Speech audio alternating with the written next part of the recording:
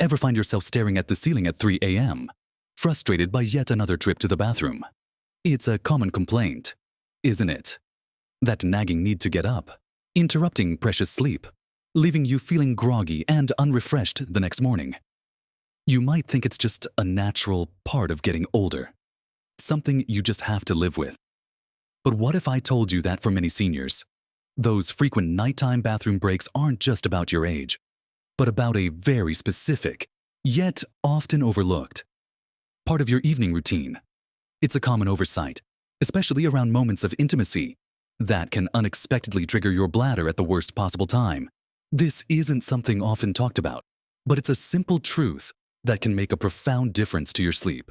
See, in this video, we're going to dive into this often missed connection and uncover several practical habits that will help you gain control over your bladder, sleep more soundly through the night, and wake up feeling truly rested.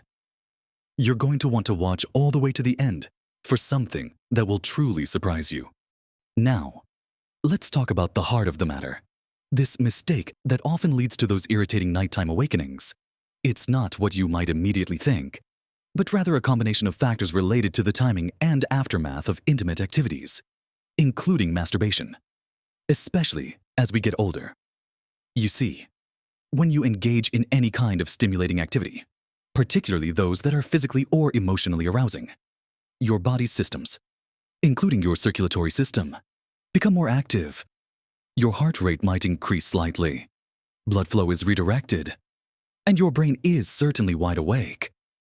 This heightened state of arousal, while perfectly natural and healthy, can actually make your bladder more sensitive to the fluids already in your system. If this activity happens too close to your bedtime, say, within an hour or two of when you plan to drift off, your body hasn't had sufficient time to return to a calm, restful state. That gentle nudge from your bladder that you might normally sleep through could suddenly feel much more urgent because your system is still buzzing. Think of it this way. Your body is trying to wind down for the night, but a late burst of activity, even a pleasurable one, sends signals that contradict this winding down process. It's like trying to put a car in neutral when the engine is still revving.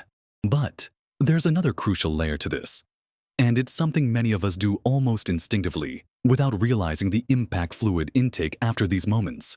It's quite common to feel a little thirsty after any kind of physical exertion, including intimate activities.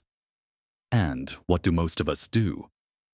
We reach for a glass of water, perhaps a comforting cup of tea, or even a different beverage. If you're consuming a significant amount of liquid right before you settle down for the night, you're essentially setting your bladder up for failure. Your kidneys are always working to filter waste and excess water from your blood, and that work doesn't stop just because you've decided to go to bed. By adding a large influx of liquid late in the evening, you're giving your bladder an extra workload precisely when you want it to be most relaxed. So, the first key piece of advice here is to really be mindful of the timing of these activities and your fluid intake. Try to engage in any stimulating activities, whether it's intimate moments, a vigorous workout, or even intense mental work, at least 2 to 3 hours before you plan to go to sleep.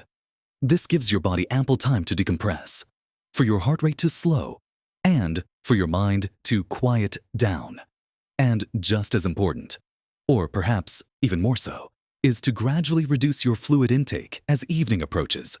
Aim to finish most of your liquid consumption by around 7 or 8 p.m. That doesn't mean dehydrating yourself. Not at all. It means making sure you're well hydrated throughout the day, sipping water steadily from morning until early evening, so you don't feel the need to chug a large glass right before bed.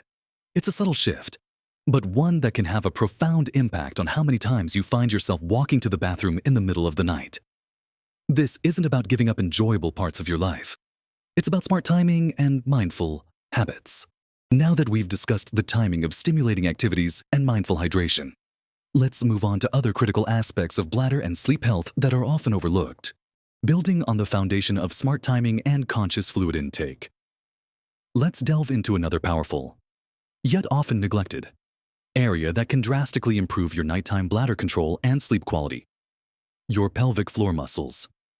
You see, these muscles are like a hammock supporting your bladder, bowel, and, in women, your uterus. They play a crucial role in continence, that is, your ability to hold urine and control when you empty your bladder. As we age, just like any other muscle in our body, the pelvic floor can weaken. This isn't about any specific activity, but a general part of the aging process that can be exacerbated by things like childbirth, chronic coughing, or even just a sedentary lifestyle. A weakened pelvic floor means your bladder might not have the support it needs to hold urine effectively throughout the night, leading to those inconvenient urges to pee. The good news is, you can strengthen these muscles, and it's surprisingly simple. We're talking about Kegel exercises. For women, it's about imagining you're trying to stop the flow of urine or holding back gas. You tighten those muscles and lift them upwards, holding for a count of 5, then relaxing for a count of 5. For men, it's a similar feeling. Imagining you're stopping the flow of urine.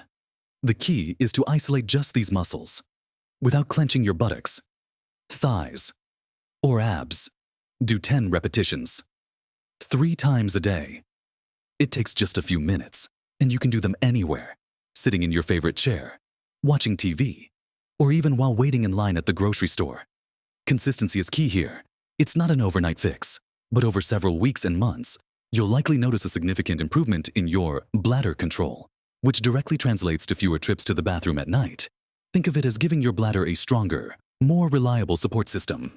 Now that we've discussed the importance of a strong pelvic floor, let's talk about what you put into your body.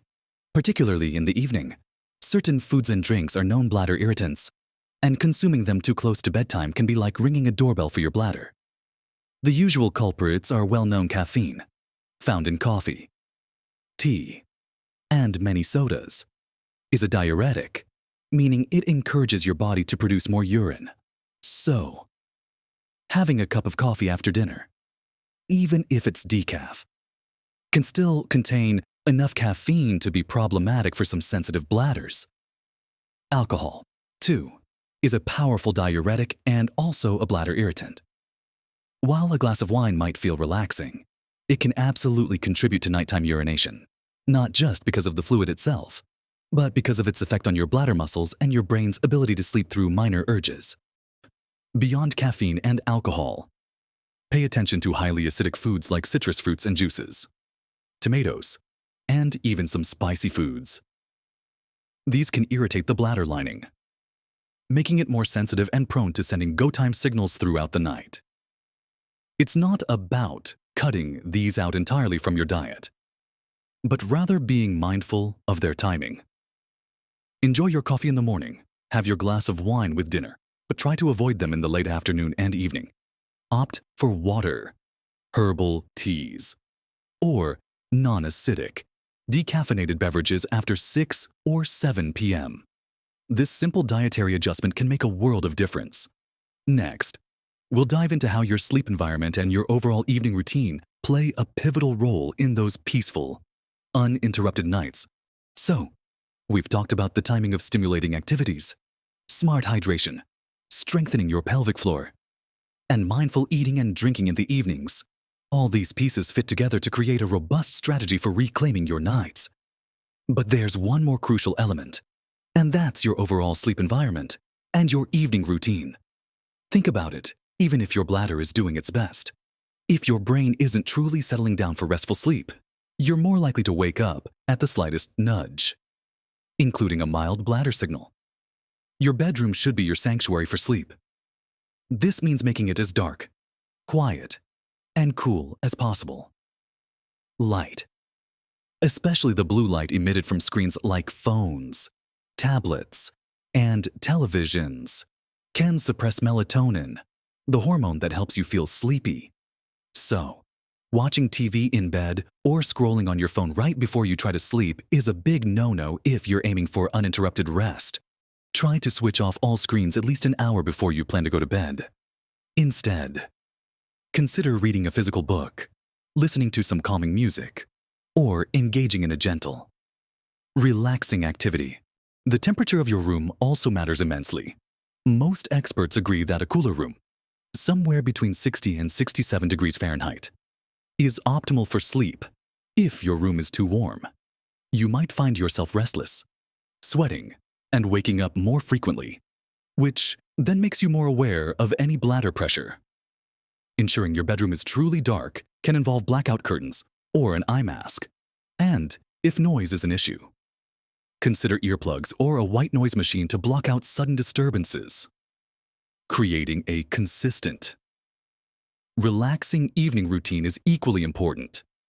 This isn't just about what you avoid, it's about what you intentionally do to prepare your body and mind for sleep. A warm bath or shower about an hour or two before bed can help your body temperature cool down afterwards, signaling to your brain that it's time for sleep. Gentle stretching or a few minutes of meditation can also calm your nervous system. The goal is to create a ritual that signals to your body that it's time to unwind, letting go of the day's stresses and preparing for deep, restorative rest. When your body and mind are truly relaxed, you're much less likely to be disturbed by minor bladder signals. It's about setting yourself up for success, creating the optimal conditions for your body to manage everything, including your bladder, while you sleep peacefully. Remember, these aren't about drastic, life-altering changes, but rather small, consistent adjustments that cumulatively make a massive difference. You have the power to transform your nights and wake up feeling refreshed and ready to embrace each day. So, we've covered quite a bit, haven't we? From understanding how the timing of stimulating activities and our fluid intake around intimate moments can surprisingly impact our nighttime bathroom trips, to the incredible benefits of strengthening your pelvic floor muscles. We also delved into being mindful of those sneaky bladder irritants like caffeine, alcohol, and acidic foods in the evenings. And finally, creating a truly peaceful sleep sanctuary with a calming evening routine. It all boils down to a holistic approach to your bladder health and your sleep hygiene. It's not just one magic bullet, but a combination of these smart, gentle adjustments that work together to help you sleep through the night. More often than not, remember, small changes can truly make a magnificent difference in your health and your happiness, especially when it comes to getting the quality sleep you deserve. You're not alone in experiencing these nighttime interruptions, but you absolutely have the power to change them. I encourage you to pick just one or two of these suggestions to start with. Perhaps trying to shift your late evening fluid intake, or incorporating those gentle Kegel exercises into your daily routine. See how even a small step can lead to big improvements. We'd absolutely love to hear from you.